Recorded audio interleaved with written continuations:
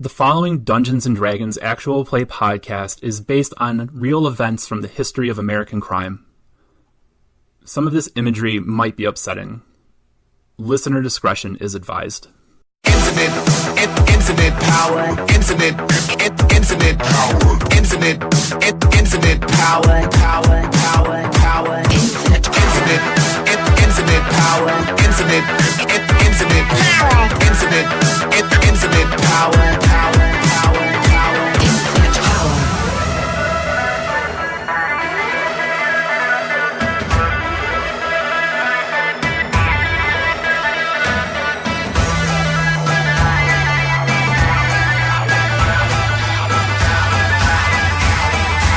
Infinite power. The person makes a beeline for where that book is. Okay. So the book was called Slow Thinking, Fast Acting by Miriam Grattain. On the top left shelf in Tate's study. So Okay. Percy goes for the book. Does he pull it off the shelf? He gets there and he just kind of waits and he starts thinking. Because the problem is, like, he doesn't know what's going to happen once he starts looking at this book. Okay. Let's do a perception check. Okay. 12. It's a book. It's not. I mean, it's not really like dusty or anything. Well, kind of the room, I meant to. Oh, of the room. Everything is exactly how it was before. Yeah. Okay. He's going to start paging through it to try and find any more links, any more family references, anything like that. Okay. So you open the book and it's autographed. I think would be the first thing that would jump out to him. It's one of those autographs that is almost impossible to decipher, you know. But depending on his relationship to Miriam, he might be able to recognize her handwriting. I'm not sure how you want to do that. The book itself is just kind of like a pop psychology kind of self-actualization book. I think Tate would have gone through it and like highlighted some passages that he found like especially important, but Percy would probably interpret it as just like gibberish. Okay. Let's see.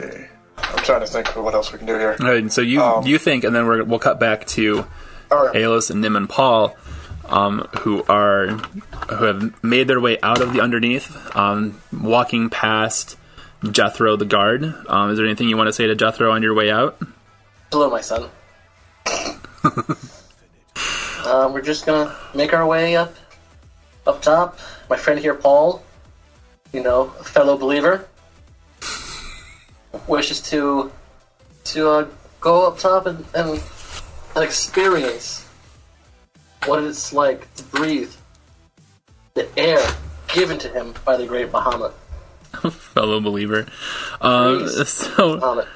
So Jethro bows to Nim and then turns to Paul and says, Bahamut's blessings be with you. And Paul looks mad about that. And he kind of stops, and you can kind of like hear the gears in his head turning a little bit. Like he's debating getting into a sort of theological debate with Jethro right now. Paul, he doesn't mean anything by it. Just scoot on over to Paul and like, hey, it'll be alright. Let it go. You don't want to get involved in that conversation right now. We'll be here for hours. And we have to go visit your friend. Much more important right now. Yes. Yeah, of course. As you so often are, Nim, you are right. I can't stop to get into these sorts of discussions with everybody who lives in this city. So you are topside in a place that doesn't really look that different from where you just were. It's just that you're above ground now. It's still kind of rough, right? But you're able to find a carriage, hail a cab. It's pulled by this pretty pitiful looking horse. And Paul hops in, surprisingly limber for a man of his age. And he turns and he gestures to the two of you to get into the carriage with him. Do you follow? And who's paying for this, Paul? He looks at you, and I can't remember. Did you take his money? Did you guys steal his money? I can't remember. Maybe. I was the one that went through his pockets. Yeah. I believe I did Okay. steal from him. Don't worry, Paul. It's on me. Okay. He says, so should we go seek out Mr. Tate at his home, or should we seek out Leslie at Mr. Tate's home, or should we seek out Leslie at this bakery that she so enjoys? Perhaps if Mr. Tate is dead, like you claim, maybe she's there mourning already. Do you know when this happened? Since I got hit on the head, my sense of time is scrambled. It was recent. Right, Nem? Pretty sure it was this morning. Okay. So she might have heard and is there. Okay. So we should go. Let's... and he says to the driver... So the horse is pretty sad, and the driver is this little gnome who can, like, barely hold the reins of the horse. And he says, take us to Mr. Tate's. And the gnome's like, what? Who? There's lots of... You gotta be more specific than that, pal. And then he looks at you guys for some clarification. Alexander Tate's house, the director. Guys going sightseeing, huh? Yep. He He has this weird macabre, likes to see dead people's houses. I don't know, it's a weird fetish thing. I don't judge. We're just off. I'm just scouting the area for my new Dead Celebrities of Backfire tour. When you say fetish, the gnome looks at Paul, who I don't think heard that part, or else he would have, like, flipped the carriage over, probably, at this tomfoolery that's going on. He says, well, you're the one putting the tour together. I don't offer any of these weird celebrity tours, so off we go. Get in. And so you guys get into the carriage and take off without incident. It's a little bit of a ride there. I don't think anything happens on the way as far as, like, any kind of combat stuff would go. Is there anything you want to talk to Paul about while you have him in the car, or in the carriage, or in the car, or not? How did you and Leslie meet? He says, well, as you know, as I think you probably know, life here can be very difficult sometimes, and Leslie and her family are very good at making people feel a sense of purpose. And so even somebody like me needs to feel that sense of purpose from time to time. And as far as I know, they've been very helpful to many of the citizens of Backfire. Okay. Nim's gonna lean over to Baelish real quick. Just whisper a little bit. Is he starting to remember a little more and more what's going on? Oh no. Hopefully not, because we kind of implicated him in a murder. I'm just kidding. Let's not ask too many questions. Yet. Okay. I was just trying to pass the time. I don't like awkward silences. Oh, I get it, but we may not make it out of this carriage if he starts remembering things. We are two pious men. I can only speak for myself. And so you guys are having this whispered conversation, and he's talking to himself again, and he says, you know, I know that I know Leslie, but where did I meet Leslie? Where did I meet this family? I know that I feel like I like them, but how did I meet them? And he's like chewing on his bottom lip. But lost in thought now. So back to the house. Percy Grits has this book, Slow Thinking, Fast Acting by Miriam Grattain. That's right. Is just to clarify a few things. Tate's body's still there, right? Yep, body's still there. All right. The mortician, very slow to act. Okay. Percy kind of like closes the book, but he's still going to hold on to it because he still has things to figure out. But he kind of looks at the body. And he looks over at Zephyr and says, "So, I'm here to take care of some other stuff, but why are you here?" Well, I heard about this, and I was curious. That's all. I don't really have a good reason. Curious about the body? Yeah, about the dead guy. From everything I was hearing, it was suspicious, so I figured I'd go check it out. I didn't have anything better to do. Oh. Okay. Well, you want to take a look at it? I know where you can see a dead body. This sounds like a horrible first date. I didn't have anything better to do, so I wanted to go see it. Zephyra is Wednesday Addams. After Percy says, you want to take a look, he just kind of like motions at the body. It's all, go right ahead. I'm just here with this book. Zephyr will look at him like, I mean, it's probably a good idea since he thinks we're here to look at the body.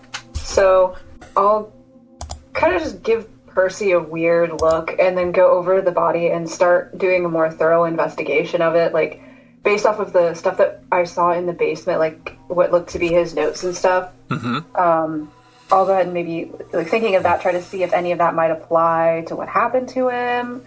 If there's anything I can see upon taking a closer look and not having people watching me, trying to act like I'm not looking into this for my own gain. So make an investigation check. Okay.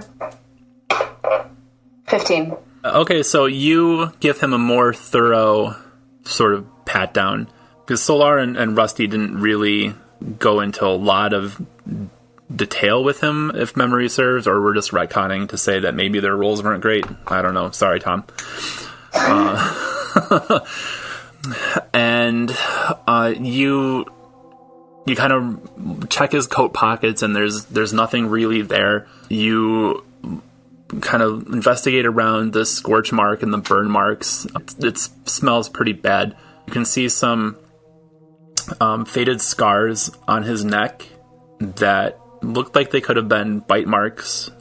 As far as anything that you guys found in the basement, I don't think that there's anything really there. Okay. I'll definitely point out the bite marks to Percy. Hey, look at this. Something about this whole thing isn't adding up. I mean, more than it wasn't before. So Percy just kind of ambles over and takes a look, and he goes, "Wait, those bite marks? Looks like it. You think it was a wolf? But he's trying to say wolf, but he says wolf for some reason." I forgot you were going to do that. And she just kind of looks at him. Oh like, my god. You mean a wolf? Yeah, wolf. I'm so glad you button. I mean, does that what it looks like the bite marks are? Okay. Because clone bodies I can handle. Wolves biting people. Why do I feel like I should have played a Beastmaster Ranger and had a wolf as a companion? Oh, wolf as a companion, I think you mean. So while you're having this sort of who's on first, wolves and wolves, debate. Outside, you hear Joey Greenhorne kind of muffled say, "Move along," and then a louder, sort of more authoritative voice say, "No, I need to see Mr. Tate right away." And Joey's trying to like keep them away. Nim and Alos, you have arrived at the Tate residence, and there's a lone guard standing watch right outside the front door. A small torch, magical torch, providing light against the front door. And so you guys pull up in your carriage. Paul sort of snaps out of this meditative state that he was in and marches up the walkway and starts demanding entry into the Tate residence. And the guard is saying, "No, move along. What do you guys do?" Zafira would probably get a little closer to check it out, but try not to like get involved just to see if it's passers-by, because it sounds a little more authoritarian, should I say, than just a casual observer coming up and getting kind of in his face. A little more insistent. Percy is trying to make a new private investigator sheet on the sly that isn't running. Okay. Nim and Alos, what do you guys do? And you see Paul kind of rushing out ahead of you. I push Alos out the carriage first. Okay. Alos, make a dex save. Okay. 15. Okay. It's one of those moments where, like, you start to feel like you're gonna fall, but then you recover and then try to, like, walk like you meant to do that kind of thing. And then Nim comes out behind you. And so you see Paul trying to push past this guard to get into the house. Oh yeah, Nim's coming out, grand entrance. Okay. So basically, once he pushed Alos out of the way, it's like he's fixing his jacket, he's fixing his collared shirt, he's rolling up his sleeves, he's like, showtime. The driver, as you guys start pouring out of the carriage, or stumbling out of the carriage, the driver kind of says, hold up. You all owe me 1 gold, 15 silver. Here's 2 gold. Keep the change. And you didn't take us here.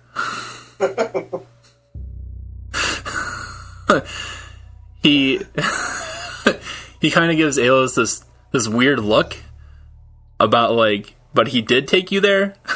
And he goes, whatever. Even gold from stupid people is still gold. And gives, like, as much as he can muster, like, a whip on the horse. They take off. So now Nim can make this grand styling and profiling entrance. Alright, so who's the guard? Is this some guy we don't know? Yeah, you don't know him. I don't think you know him. I would like to make a perception check to see if I see any holy symbols that this man may have on his person. Okay. Let's see how this goes. 15 plus 4, that's a 19. He's just wearing, like, a standard guard uniform. There's no overt... I mean, this is not the underneath where guys like Jethro can get away with being sort of on the pulpit at all times. People up here don't really want to be ministered to that much. Do I see a name? Yeah, the badge says, or the name tag says Greenhorne. J. Greenhorne. And what kind of, what is Joey Greenhorne over here? I'm asking, just... I think we said he was a human. Yeah. He's human. Yeah. Yeah, he's just a scrawny kid. Fresh out of the academy. 5 foot nothing, 100 nothing. Right, so Nim walks up to Jay Greenhorne. Says, Jay Greenhorne, how are you doing this fine day? How does Nim dressed? Is Nim in full, like, priestly garb? He's dressed like a southern preacher. Okay. So he's got like the white collared shirt, black vest. His sleeves are rolled up. He's got the all the medallions hanging around the neck. That's amazing. His sleeves are rolled up. Okay. He looks and he at... does have his little holy, Mm-hmm. It's not... Everyone thinks it's a holy book, but it's really like a black book. Yeah, no doubt. It's a death note. Oh, it could be. It could be. That could be like a side campaign, like the Secrets of Nim's book. Like a one-shot, everybody trying to figure out what's in the book. Right? That's like, yeah, that's the strength check holiday episode. Yes. It'd be like that Naruto episode where they're all trying to see what Kakashi's face looks like. Just all of us trying to see what's in the book. Happy holidays. And then it gets super dark because it's a holiday episode. Anyway. So yeah, he's dressed like a Southern preacher. Dressed like a Southern preacher, and he's asking Joey how his day is going, and Joey looks at him, and he kind of sizes Nim up, and he says, to be honest with you, it's been a weird day, but you're going to have to move along. Well, I'm trying to move on inside. Can't let you do that, sir. J. What does the J stand for? Joseph. Joseph, my son. Has a priest come to look over the body and give the last rites? That's what I'm here to do. And I'm his assistant. Assistant This priest. is like Deacon Alos. Praise be. He raises his hand. Praise be. I can just imagine Zephyros inside listening to this, just going like, does it get any weirder? Joey says, he kind of sizes the three of you up, and he says, don't last rites usually happen, like, before the person is dead? Listen, who's the priest here? And who's the cop? He says, well, I'm the cop. Well, then that would How do I know you're a priest, though? Do you have... I need to see some identification, sir, from all of you. Well, that's no problem. Nim clearly has a cleric card on him. Yeah, oh yeah. He's got, like the parking pass and everything. Parking pass. Clergy pass. Just park wherever he wants. I think the official lanyard. Yeah, he doesn't have the lanyard on now. He will put it on when he gets inside. But right now, he just pulls out the card from the book. He hands it to Joseph. Okay. I left my official identification as a deacon in my other pants, but do you want to be responsible for preventing Alexander Tate's soul from reaching the afterlife and not just sitting in purgatory forever? Is that something you want, Officer Greenhorne? Make a... Praise me! Make a persuasion check or performance check, I guess, whichever one you want. Can that be a joint check? Sure. I'm going to have him roll a religion check. I'm curious about how religious Joey Greenhorne is. I rolled a 2. Joey Greenhorne is having a bad night. That's a 15 for me. 16 over here. Okay, so you see, like, he starts to get, like, a little choked up at the prospect of being the one responsible for the eternal damnation of Alexander Tate. So he's totally prepared to let you two in, but then he looks at Paul and then at you guys and says, so you're a cleric and you're a deacon, and who is this? How is he related to this? How many people does it... He's a cleric in training, so he needs to observe Master Nim in order to get the adequate on-the-job training. Paul immediately says, a cleric on training? That is... I have no recollection of this. Just go with it, dude. No, I will not go with it, dude. I need to see Mr. Tate immediately to confirm his presence on this mortal coil. Yeah, you heard that. Joseph. Moral coil. Joey says, well, even if I could let you in, there's some investigators in there right now. So, let me run this by them. You The guys... longer you wait, the longer his soul will rot. Just think about it. He stops and he thinks about it for a second, and he says, I wasn't good at math, but I think I'll be right back. And he goes inside, and he sees Percy and Zafira kind of hovering over the body, and Percy's got the book in his hands, and he says, there's some people here. They say that they're here to administer last rites to Mr. Tate. I told them they couldn't come in unless you guys were... They're kind of strange, though. Zafira's going to keep her back turned to Joey and kind of roll her eyes a little bit, but then turn to him, and after getting a glance at Percy to kind of see his reaction, I don't know what his reaction's going to be. I don't think anybody knows what Percy's reaction is going to be. Percy doesn't know. Percy just kind of like jumps his fingers on the book for a little bit and goes, make sure they're not doppelganger. How? How do I do that? I haven't seen them yet tonight. Ask them if they know about the dead body 3 neighborhoods away.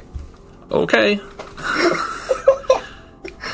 So, Joey's trying to, like, steal his resolve here, and he goes back out onto the front step, and he says, the investigators want to know if you know anything about a dead body 3 blocks away. And he says this to Nim and Alos.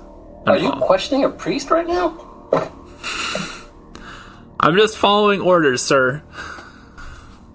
Who's giving these orders? The investigator inside. Are they aware that Alexander Tate's soul is facing eternal damnation? Do you want to be part of that? I can ask. 1 second. Joseph, I would need you to hurry up. So he comes back inside, and he looks at Percy and Zafira, and he says, I asked them about the body, and they asked me if I know that Mr. Tate's going to burn in eternal damnation, and that it's our fault. And Percy just kind of like looks up at the ceiling for a moment.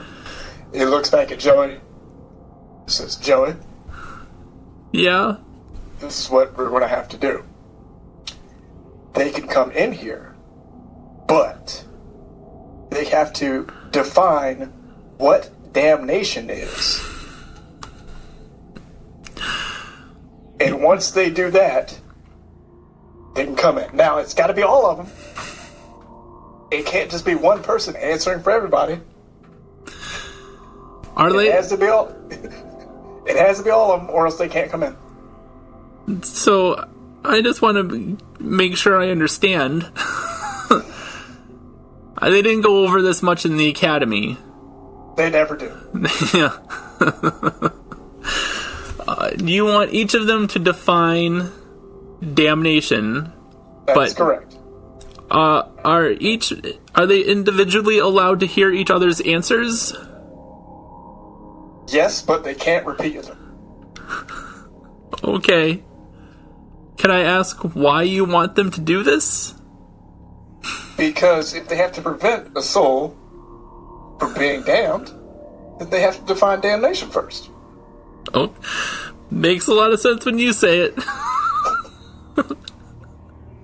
I'll be right back. And so the door opens and he comes back out, and he looks very perplexed. And so he looks at Nim and Alos and Paul, and he says, the investigators want me to ask you individually, each of you, to define what you think damnation means, and they were very clear that you each have to answer, and you can't... They don't want you to repeat the same answer. Wait, Joseph. Yeah. Tables, I've got this. Okay, Master Nim. Damnation is what's going to happen if you do not let us into this place right now. To you, Joseph.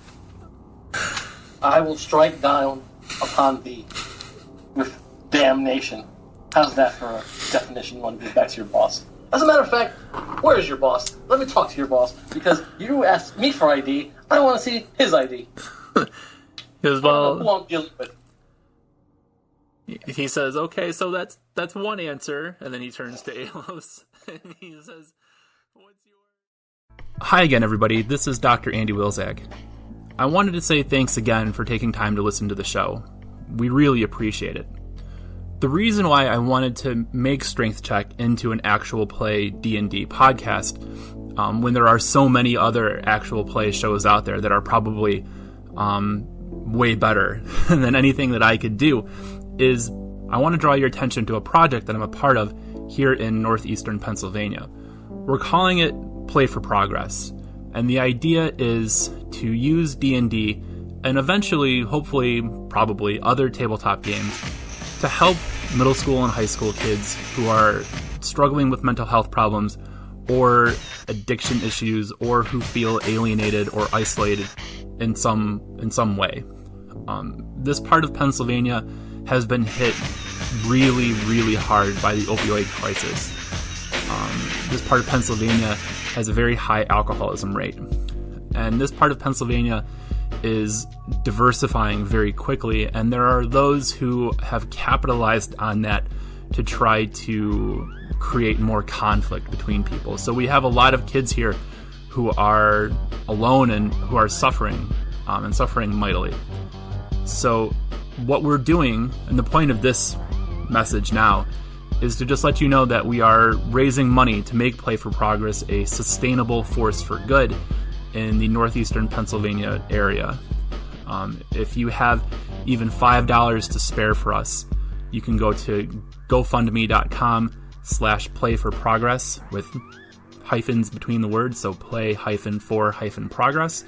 And anything that you can give us will go a long way towards making us sustainable. Thank you.